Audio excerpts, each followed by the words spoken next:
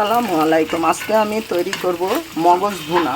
এটার মধ্যে বেশি করে পেঁয়াজটা বাদামি করে ভেজে নিয়েছি, সাথে 2-3টা এলাচ, দারচিনি, লং দিয়েছি, সাথে আদা, রসুন, হলুদ, মরিচ, জিরা, ধনের গুঁড়া, আদা বাটা, লবণ সব দিয়ে মশলা আমি এখন কষাই নিয়েছি।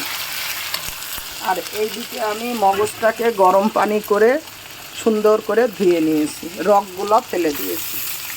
এবার আমি সুন্দর করে এটাকে ভেজে নেব। এইভাবে আপনারা যখনই মগজ রান্না করবেন, মগজটা অবশ্যই গরম পানি দিয়ে ধুয়ে নেবেন। দেখবেন রগগুলো একটা একটা হয়ে বের হয়ে যাবে, পদ্মা বলে আর কি ওইটা।